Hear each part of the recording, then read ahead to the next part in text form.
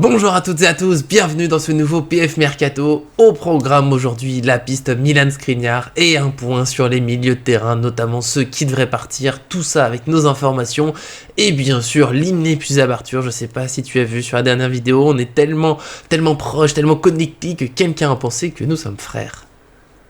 Ouais, j'ai vu ça, bah écoute, bah pourquoi pas, hein. Après tout, je suis tellement plus vieux que toi, de toute façon, donc C'est vrai. ça serait fort possible. Ça, il y a des Pourrais. possibilités, mais non, mais c'est pas grave. Non, Tu restes mon rien. capitaine. Voilà.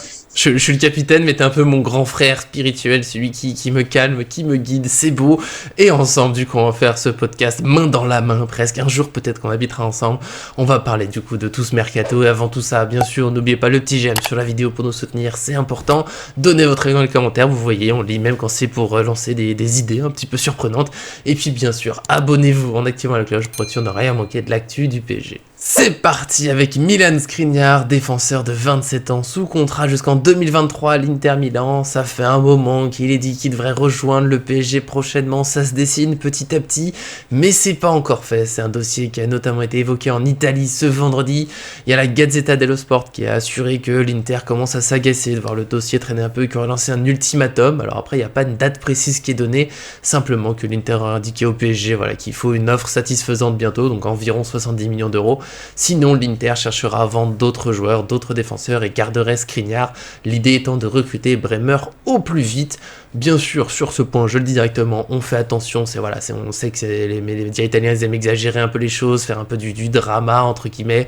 L'ultimatum, ça fait très médiatique, mais bon, pour l'instant, il n'y a rien de très précis. Mais on a aussi le Corriere della Sera qui assure que tout devrait être réglé prochainement. C'est pas tout à fait l'inverse, mais ça va quand même assez à l'opposé, puisque ce journal dit que le transfert devrait être réglé d'ici mardi. Skriniar devrait déjà rencontrer les joueurs du PSG.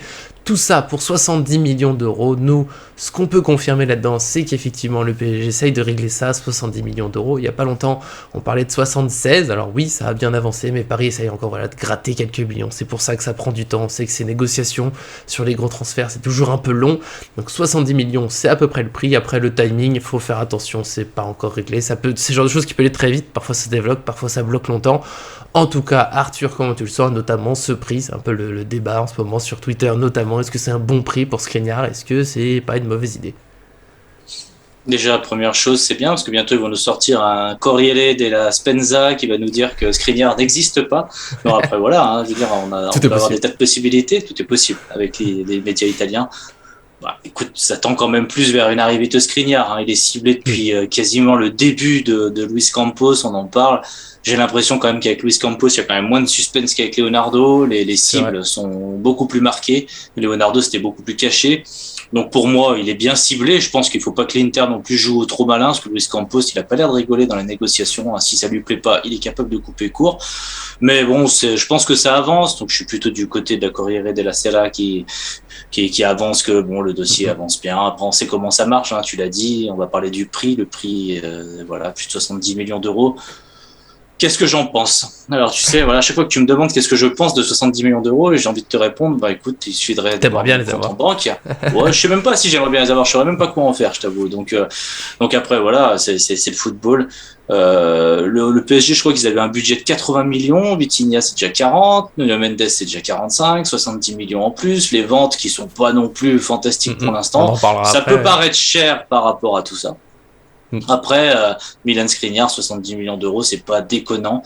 Quelque part, c'est un peu le prix que doit valoir Kimpembe si les clubs, voilà, ils étaient à peu près, on va dire, à mettre les mêmes prix que va mettre le PSG.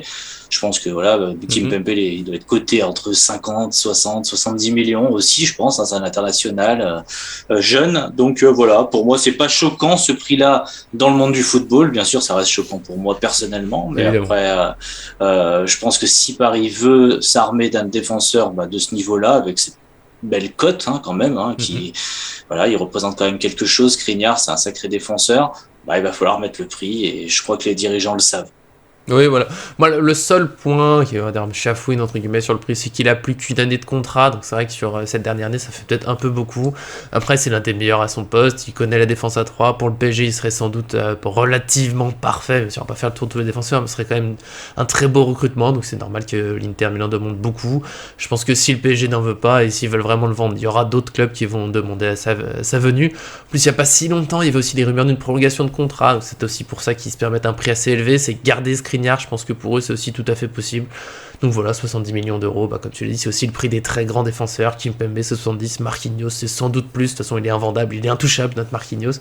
Donc voilà, oui, Skriniar, maintenant, il va falloir patienter. On va pas dire beaucoup plus, on a déjà beaucoup parlé de dossier Skriniar.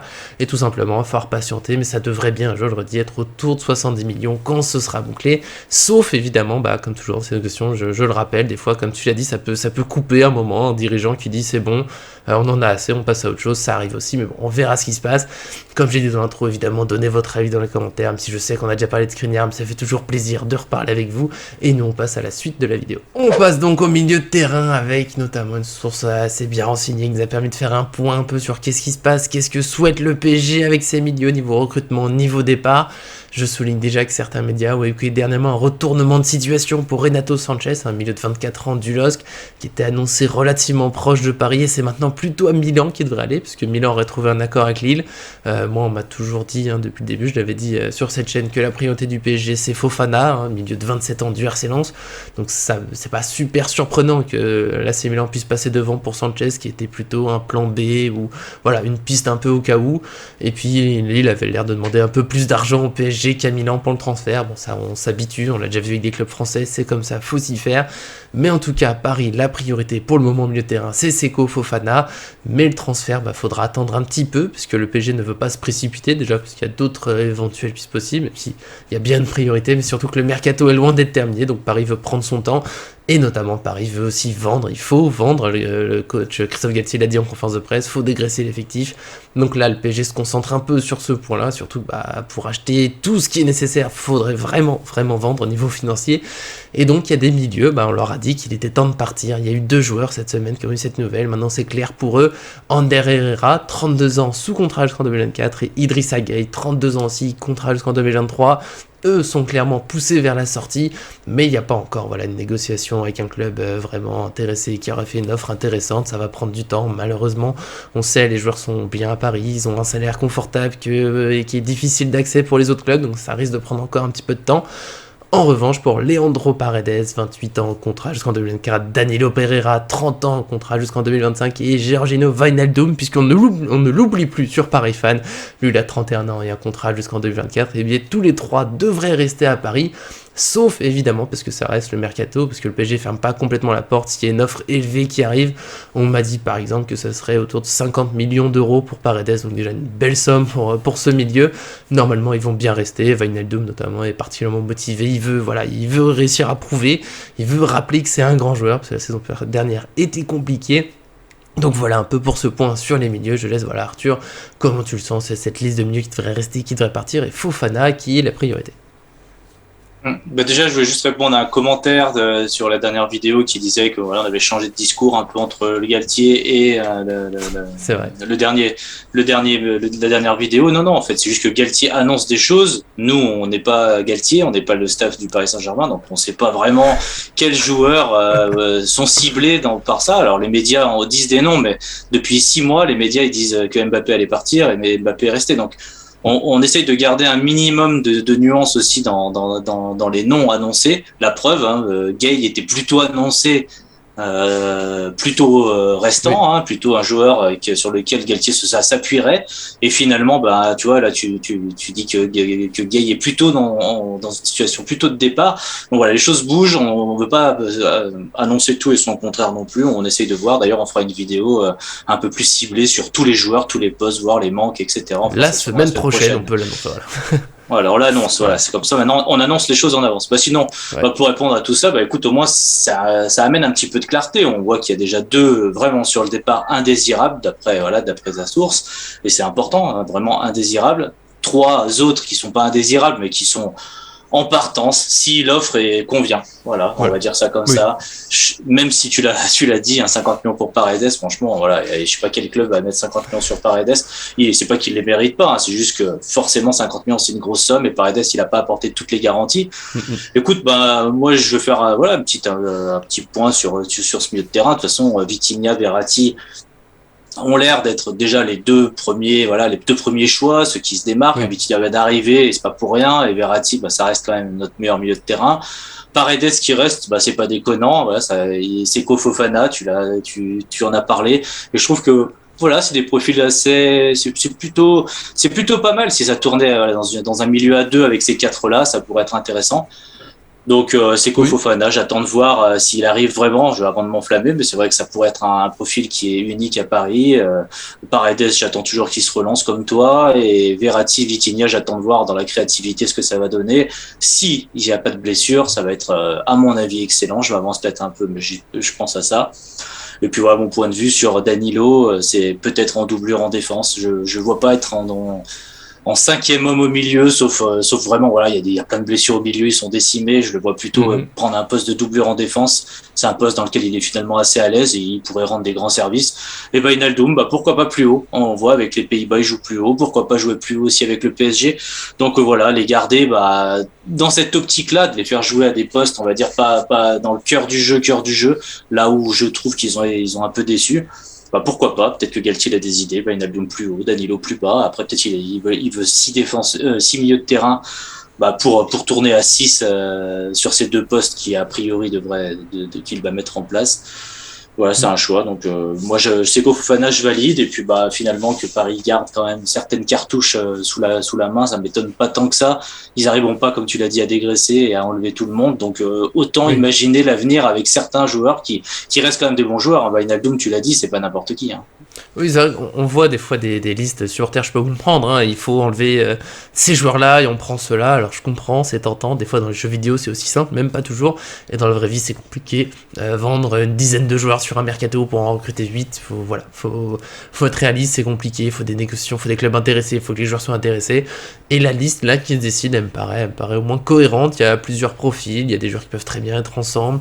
Danilo pour dépanner au milieu, en défense c'est pas trop, mais en tout cas quand il a été remplaçant il se plaint pas, il se donne toujours à fond, donc je pense qu'il peut accepter ce rôle. Wijnaldum, il faut réussir à le relancer, tu viens de leur dire, comme j'ai dit au début, mais à la base tout le monde l'oublie, il y a beaucoup de gens là qui lui crachent dessus, qui disent qu'il est nul, j'ai vu vraiment ces mots là, il faut partir, il sert à rien. Il a brillé avec Liverpool, il a brillé avec les Pays-Bas, c'est pas pour rien, il s'est un peu perdu sur sa première saison. Mais bon, c'était une saison très compliquée pour toute l'équipe. À ce niveau-là, Messi a aussi loupé un peu sa saison. Ramos a été tout le temps blessé. Hakimi, sa deuxième partie de saison, il disparaît. Et alors, on va pas faire le détail ici, mais c'est pas tout de leur faute individuellement. Voilà, faut prendre le tout collectivement. Peut-être que Wijnaldum peut se relancer, et peut-être notamment dans ce rôle un peu de créatif de l'attaque du 3-5-2, 3-4-3 en doublure de Neymar ou d'un Messi. Alors certes, c'est pas tout à fait le même profil, mais c'est là où il a brillé avec les Pays-Bas. Il est à l'aise offensivement, il fait des bons appels. Ouais, je pense que ça peut se tenter, tout en étant capable de jouer, on va dire, dans les 2 relayeurs ou à 3 relayeurs. On peut jouer un 3-5-2, mais avec 3 joueurs plutôt relayeurs, Wijnaldum, Fofana, Verratti par exemple. Voilà, je pense que ça ouvre pas mal d'options, c'est des joueurs qui sont quand même assez fiables, des internationaux, donc ça se tente. Après, voilà, moi j'ai pas grand chose à rajouter, ça me plaît, mais après, je le redis, tant que c'est des négociations, c'est pas encore sûr, des fois le mercato ça va vite, il y a un club qui fait une folie, un club par exemple qui ferme la porte, ou qui fait une énorme offre d'un coup, donc voilà, beaucoup de choses peuvent se passer. On a vu des fois des disputes entre joueurs et clubs en juillet ou en août, et des opportunités qui s'ouvrent, donc on reste prudent. Je sais pas, Arthur, si tu veux ajouter un petit mot avant qu'on dise au revoir. Non, si ce n'est que je suis vachement pour le dégraissage, évidemment. Je trouve que c'est l'idée primordiale de ce mercato, c'est d'essayer qu'un l'effectif soit le plus réduit possible. Une petite place pour les jeunes. Déjà pour une place pour les jeunes, mais aussi pour, comme l'a dit Galtier, je trouve que c'était des mots très justes pour créer vraiment cette identité de groupe, c'est vraiment cette envie d'aller au bout de la Ligue des Champions, au bout de toutes les compétitions, d'aller chercher les records en Ligue 1. Si tu as un groupe avec quelques pommes pourries qui font 3-4 minutes dans la saison, c'est trop compliqué. Alors que si tu as finalement des remplaçants qui arrivent à avoir leur temps de jeu, tu vois, 1000, 1500, 2000 minutes de jeu en tant que remplaçant, ce qui est largement faisable avec le PSG, les blessures, etc. Et 5 changements qui sont toujours autorisés. les 5 changements, on n'y est pas habitué. Attends, on avait Pochettino, c'était compliqué. Non, mais voilà, tout ça, ça peut créer voilà l'identité. Tout le monde peut se sentir concerné. Et je pense qu'avec un plus petit groupe, c'est l'essentiel, c'est la base. Ouais, voilà, je vais juste redire pour l'instant changement, parce qu'effectivement on n'y est pas habitué, mine de rien. Pochettino a parlé d'un jeu intense, de pressing, de mettre toujours l'adversaire sous pression. Avec 5 changements, on peut faire beaucoup tourner au milieu, sur les côtés, devant. Voilà, ça peut être pas mal aussi d'avoir un groupe plus réduit, mais quand même avec plusieurs cartouches. C'est pour ça aussi qu'il faudrait pas se retrouver que 2-3 milieux, évidemment. En tout cas, voilà, on se retrouvera bientôt dans une nouvelle vidéo. Nous on a fini pour aujourd'hui. Dites-nous, bien sûr, ça vous plaît cette liste de milieux, si vous voulez plutôt garder Gay, Herrera, sortir quelqu'un d'autre. Paredes, qui a été parfois très bon, très mauvais. Voilà, nous en tout cas, on sera là pour discuter dans les commentaires, même si nous ne sommes pas frères, désolé. Voilà, on est proches, mais pas à ce point. En tout cas, abonnez-vous pour vraiment équipe, parce que comme je l'ai dit, on sera là encore toute l'année, toute la saison. On espère une très belle saison avec vous. Puis bien sûr, merci Arthur d'être venu aujourd'hui. Voilà, ça fait toujours un plaisir. Écoute, merci à toi, merci Fabio, merci à tous. Et puis voilà, en espérant que ça sera bientôt plus des rumeurs, mais des faits. Et voilà, il me pique toutes mes phrases. Donc merci à Fabio pour le montage, merci à tous de nous suivre. Vous êtes de plus en plus nombreux, donc forcément ça fait plaisir. Et puis bien sûr à très bientôt et on l'espère avec des nouvelles officielles.